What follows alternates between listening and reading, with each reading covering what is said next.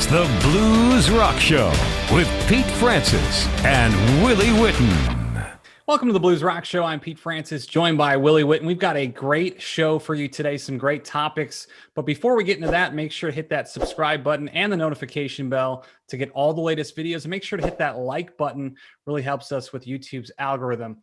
So, Willie, we're going to kick things off today talking about the Grammys. The nominations just came out. Kind of interesting, especially when you're talking the blues or the rock categories. So, Willie, what I want to know from you, do you think the Grammys are still relevant in terms of finding out and determining what the best music is in a given year? And do they still really matter in the scheme of things? It's a good question. I think they do. They do to an extent, and I think they always will to some extent. I think that their choices have been questionable. I think it's the same with the Oscars. I think it's just personal opinion to a degree. I think where they've suffered a bit in recent years is that with album sales, pure physical copies dropping, I don't think that having a Grammy to your name necessarily has you move more product or get more people in your seats at shows. In that regard, I don't think they're as important. I do think they're still important. They're a big night. I think a Grammy still means something. To be nominated for a Grammy is a big thing, no matter how much people go ahead and malign them. It's key. The nominees are quality. They are, even if they're not always your cup of tea.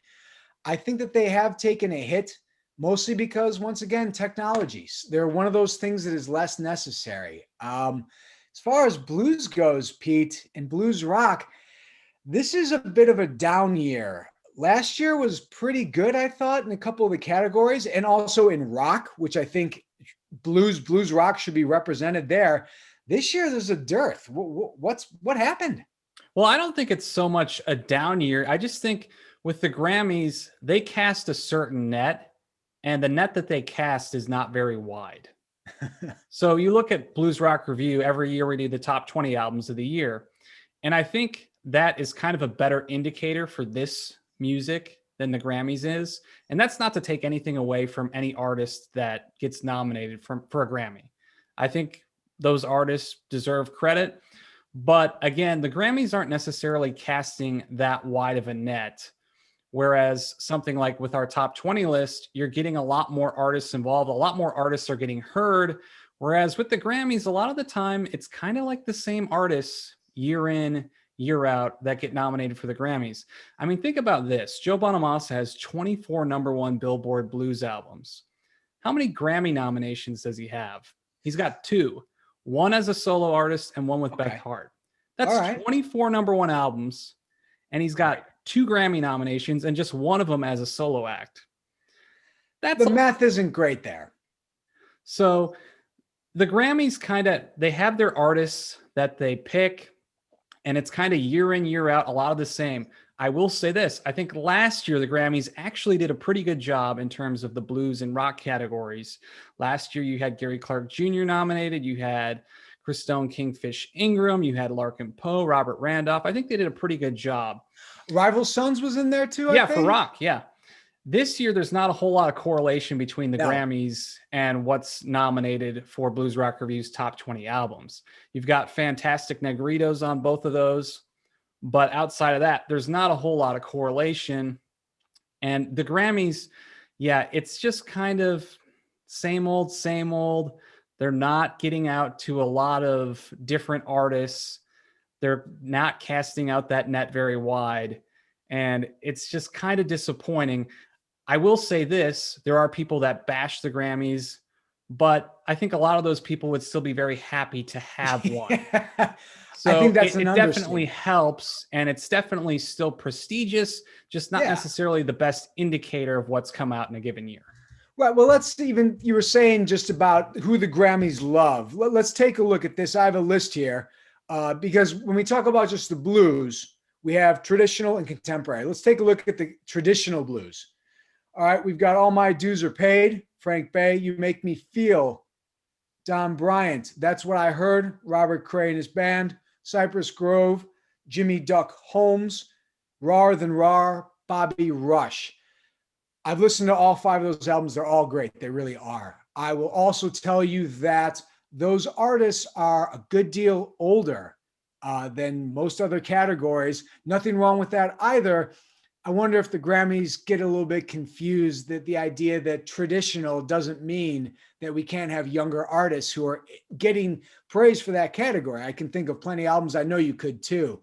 It's just so weird because it seems like the Grammys just kind of blacklists certain artists for whatever reason, and they're just not even really considered. And it's unfortunate, but it's hard. it's just And I kind of think the that way it is. on the other side of it, Fantastic Negrito, this album is really wonderful this year. I think it's very unique. I don't know if it's even contemporary blues. The Grammy seems to pick either we're talking the traditional blues that your parents or even older think of. And then I guess in the contemporary award section, it can be just about anything. The whole middle section that we think of as blues rock, you got to get sort of lucky to get thrown in there. But You know I can what? tell you, And this is why we have the top 20 albums of the Right. year on Blues Rock Review. It's to let people know that there's great music out there, and it's to show appreciation for a lot of those artists. And that's why we do it with a fan vote and a staff vote. So Yeah. fans count for 50% of the vote, and then our writers count for the other 50%. Right, And you we don't really have kind of to work cast a the pretty Grammys. wide net that way. right, So a lot more music is considered. right. The next thing we'd like to talk about here, or at least I'd like to, Pete, I don't know if you've heard of this band. Maybe you have, maybe you haven't, but there's this band out there released a new single, getting a little bit of notoriety called Greta Van Fleet. Have you heard of them? Maybe? I think I've heard of them, Willie. Yeah. Yeah, they are no stranger to the Grammys. In fact, they had an album a couple of years back, won Rock Album of the Year, I think it was, Pete. Is that That's correct? right. So they're pretty big. They released a new single, Age of Machine. I've listened to it. I think you have too. I know what I think about, Pete. What's your take on it? It's a little long. Yeah, I think it's solid, but like you said, I was a little surprised that they could get away with having a single that's nearly 7 minutes long, because Greta Van Fleet's definitely, as far as rock goes or blues rock bands, pretty much the most commercial Yeah. band out there in terms of what we cover at Blues Rock Review. So I was a little surprised that the single was 7 minutes long, but you know what? They kind of know what they're doing in terms of with their marketing. They're going after that Led Zeppelin sort of fan base and yes. audience, that classic rock fan. So, I think that's fine. I think they're going to get away with it. But the interesting thing with this album is, Willie, is it going to be as good as the last one? Because you have your entire life to release that first album. And they really had some great songs, and especially that initial EP that they put out. Right. They had some really, really great singles. I thought the debut full-length album was still pretty good. I didn't think it was as good as the original material. But the thing is, with this sophomore album, I don't think they necessarily have to make an album that's as good as the first one, because they've got so much momentum and inertia built up, and they're still building up the fan base. I think they could have a good album and it'll still continue to grow their fan base even wider. I just don't think they can have a bad album, but I think even an okay album, I think they'll be fine. I would agree with that. I think you're right. I think they have established themselves, I think is the term here. And maybe not in the eyes of everyone, but referring back to the Grammy conversation, they are established now. They have an audience. People will listen to this album. I hold out hope. I think it's going to be pretty good. I think My Way Soon was their October single. That was shorter, a little more up-tempo, a little more concise. I think that sounded good as well. I'm looking forward to it. There's no guarantees. You're right. They don't maybe have to really knock one out of the park. I hold out hope that they do. I really like these guys. I think their heart's in the right place, and I love their music. I think if they do fall victim to a sophomore slump, I think there's going to be a lot of people ready to jump on that. And I think that's unfortunate. I think the flip side of the coin is, as much as now, it really is, it's the double-edged sword. Now that they are well known and got recognition, there were always people that said they sound a little too much like Zepp. They're a little bit too young. I think there may be a little bit of jealousy in all this, but for whatever reason, if they do not come out with something that's a 9 or a 10 or really that high quality, if they are not in high contention for a Grammy nomination or even a win, I think there's a lot of people who are going to rip into these guys. And I think that's unfair. So I think there's a lot weighing in the balance. The sophomore album is always hard. You do not have the lack of surprise anymore. The freshness has worn off. Yeah, I think, Willie, if they put out a good album, I think they will get that Grammy nomination. Like I said, I don't think they have to put out a killer album. It just needs to be good. It just needs to be solid. And I think that's going to continue to grow their fan base. And if they put out good music, I think, once again, that helps everybody. You know, they're a great gateway band to bring more people in. And then if they discover other artists, I think that's great. Yeah, they are today's gateway band. Another once gateway band that I guess today they are, well, I don't guess, they are done. The band itself is done. The individual musicians keep playing, but they were a gateway for a lot of people. The White Stripes have come out with a greatest hits album. It is 26 songs long, Pete. Do you think the White Stripes have a catalog worthy of 26 songs? And maybe more importantly than the White Stripes is, do greatest hits albums carry the same weight? Are they still a good idea in today's music climate? What do they mean anymore? So here's why I think the White Stripes put out a 26 track greatest hits album. I think especially today, with the way music is right now, I think if you put out more and you give more, you can charge more. So I think that's the main reason why it's 26 songs, because you can charge more money for that. And I know they're doing like a special vinyl deal and all that sort of stuff. So, you know, compared to 12 or 13 tracks, obviously there's more money to be made. And guess what? The songs are already there. The songs are. So if you just put more on there, well, you can make more money, you can charge more. So I think that's kind of the deal with why it's so big. But, you know, the other issue with greatest hits now is, what is a hit today?